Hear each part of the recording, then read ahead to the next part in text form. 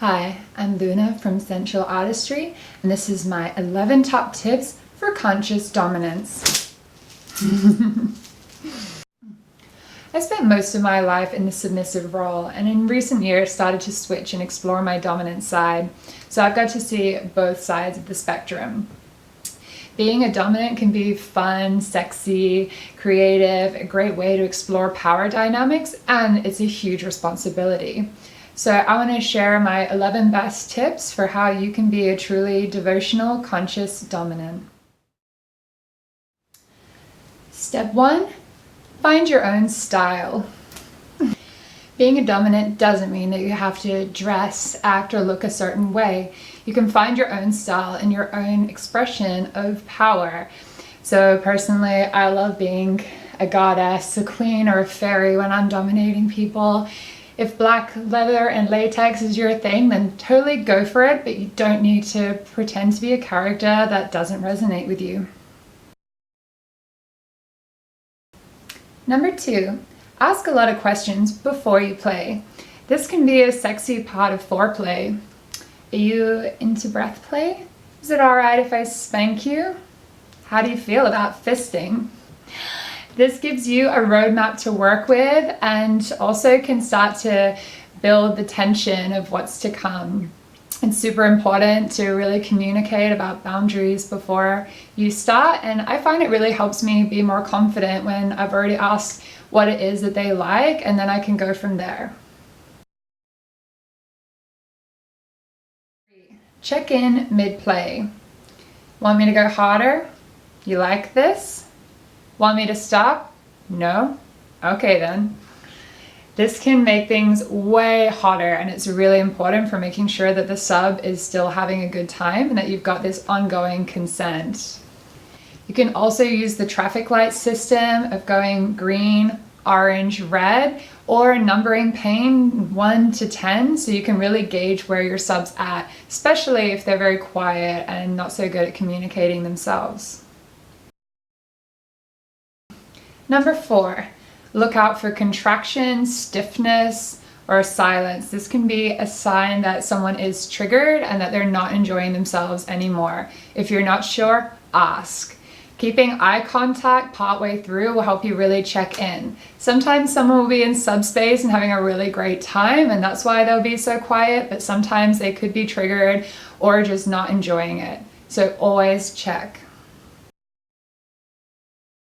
Number 5, if you fear losing control or connection, then keep eye contact.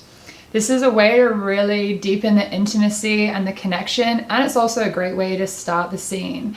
Especially if someone's new to kink, then it might be a bit scary being dominated, so having something like eye contact to bring back the intimacy can really help. Number 6, have fun with it. Don't take it so seriously, especially if you're new. Trying to really stick to this strong, tough character can make you insecure if you're still not really sure what you're doing. Don't be afraid to be silly and playful and fun. And you can always go for some wild, silly domination if you're still getting started. Number 7, pendulate. This is moving between your dominant rough side and some sweet, loving nurturance. Don't be afraid to take some moments to say things like, I love you, you're safe, or you look beautiful right now. This can help the sub surrender even deeper and feel safe enough to let go a little bit more. There's this common misconception that if you want someone to be a good submissive or to go deeper, then you need to push harder. But actually, a lot of people, when they feel totally safe and comfortable, will really let go and go all in. Hold space like a pro. Encourage all emotional expressions from your partner and don't take whatever emotions come up as being about you. I know personally I'm a giggler when I'm in pain, and sometimes people have taken that as me laughing at them, which then makes me shut down my emotions. And I see this time and time again with other kind of emotions. So laughter, sadness, rage, these are all just emotions that want to express, and sometimes there's no story behind them. Sometimes they're just emotions from the past that want to let loose. Sometimes crying might be from an overwhelming sense of safety, or realizing that they've never felt this much love before, or breaking out of the mold of who they think they are as a person.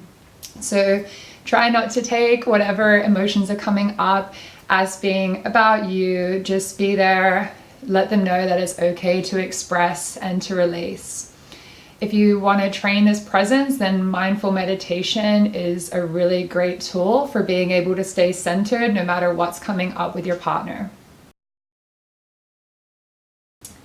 Number 9, encourage expressions of desire.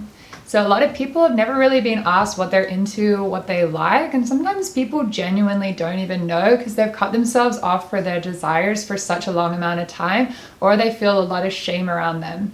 Creating a safe space where someone can really express what it is they like, even if it's a little freaky and naughty, is really powerful for getting rid of some shame and letting someone be authentic. Not everything that someone desires might be something they even want to act on anyway, but having a safe container where they can express what it is that they fantasize about can really open so many opportunities for exploration, deepening your intimacy, and growing together.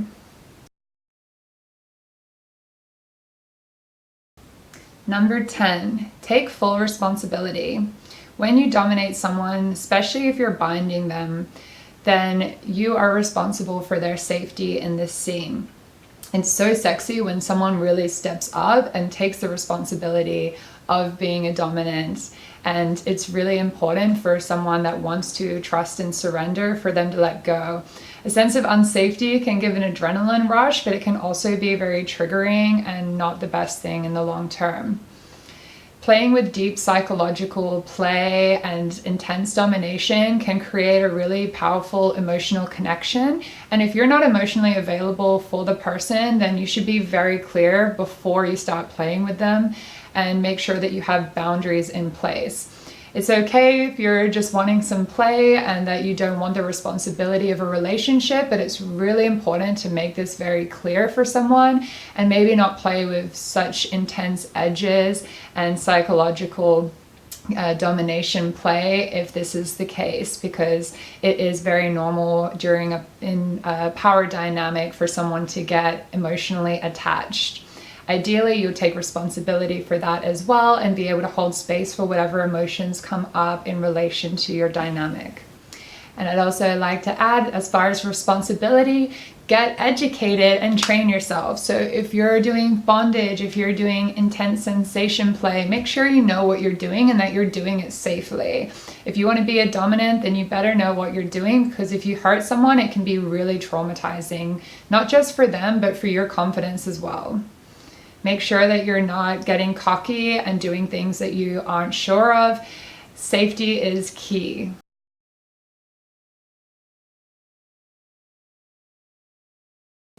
So my final tip number 11, is don't skimp on the aftercare. So when you take someone on a BDSM journey, then their neurobiology starts to really shift and change, and they can get into altered states of consciousness. So the aftercare is really important for grounding them back into their body and into their parasympathetic nervous system. It's also really important so that someone doesn't feel abandoned or used. You can play around with some really kinky psychological play, but you don't want the person to actually feel bad or used or unloved after a play. So this is really important after the scene to transition into some kind of holding, loving presence and touch.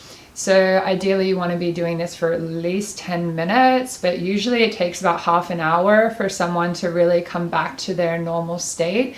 So it's important that when you play, you make sure that you have enough time left over for aftercare. A lot of kink-related trauma actually comes from feeling abandoned afterwards and from not getting the correct aftercare. So really don't underestimate the importance of this. It can be just as simple as holding someone or being there for them to talk and integrate their experience.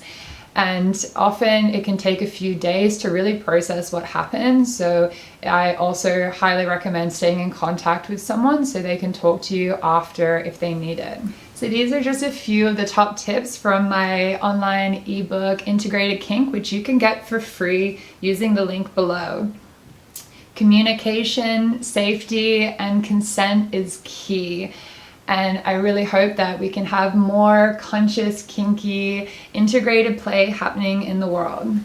And let me know in the comments, what's your top tip for being a conscious dom?